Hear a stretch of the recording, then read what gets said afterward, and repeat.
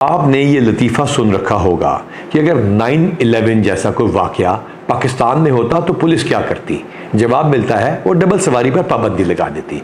इसमें एक और चीज़ का इजाफा कर लीजिए, वो मोबाइल फ़ोन की यूजेज पे पाबंदी लगा देती और टावर बंद करा देती। ये लतीफ़ा किसी हद तक ठीक भी है।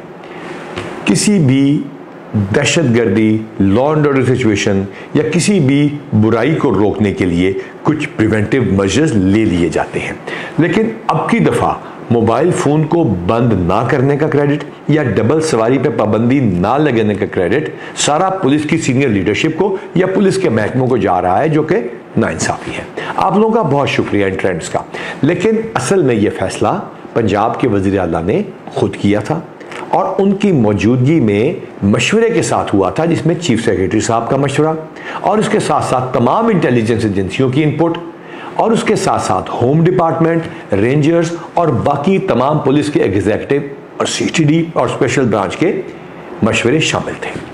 इसके बाद यूं नहीं किया गया कि तमाम मोबाइल फोन पर पाबंदी लगा दी गई हो या ना लगाई गई हो, बल्कि सिलेक्टेड जगहों पे जहां पे हमें बहुत ज़्यादा खतरा था वहां पे हमने इस पाबंदी को बरकरार रखा, लेकिन वो 5% से भी कम है। यूं हम लोगों ने कोऑर्डिनेशन के साथ ये बोल्ड फैसले लिए, जिसको वाइडली अप्रिशिएट किया गया, लेकिन इसका क्रेडिट सबको जाता है। अब आते हैं इस बात के ऊपर कि इस तरह के इवेंट्स में खतरे होते क्या हैं, हम एक दूसरे को मुबारकबाद देते क्यों हैं, हम इतने खुश क्यों होते हैं ऐसा इवेंट कामयाबी से हो जाए। और ऐसे इवेंट्स अभी आने हैं। अभी हमने यौम आशूर कामयाबी से गुजारा है और इंशाल्लाह ताला 40वें तक और इंशाल्लाह बाकी मजहबी फंक्शन में भी इसी तरह कोऑर्डिनेशन के साथ चलेंगे। बारिश बहुत शदीद थी। अब आप सोचिए, ये कहने की बात है, वासा के अफसरों ने कितनी मेहनत के साथ काम किया होगा कि घंटों नहीं मिनटों में पानी निकालने का बंदोबस्त किया गया। आप सोचिए डिस्कोज यानी जिस तरह लेस्को है, फेस्को है, ये इलेक्ट्रिकल सप्लाई कॉरपोरेशंस ने कितनी मेहनत की होगी कि खंभों में बिजली ना आ जाए और कोई ऐसा वाकया सर्विस डिलीवरी में ना हो जाए।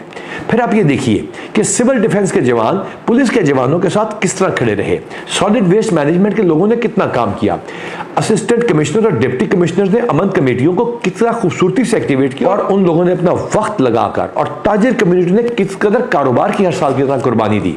इस तमाम चीज के साथ साथ तमाम मुसलमानों के फिरकों ने अपनी बाहमी हाँ मांगी और कोऑर्डिनेशन की वजह से 11 टाइम्स 11 गुना से कम, यानी 11 गुना 11 टाइम से भी कम इन्होंने वायलेशंस की और उन वायलेशंस के ऊपर 13 गुना से कम पर्चे दर्ज किए गए। और आप ये देखिए कि इस तमाम चीज के बाद भी अल्हम्दुलिल्लाह कोई एक अल्हम्दुलिल्लाह नाखुशगवार वाकया नहीं हुआ। सबसे बड़ी बात अल्लाह ताला की रहमत है, लेकिन इसमें कुछ इदारों की कोशिशें भी हैं। अब आते हैं सर्विस डिलीवरी के साथ दूसरा challenge, law and order situation.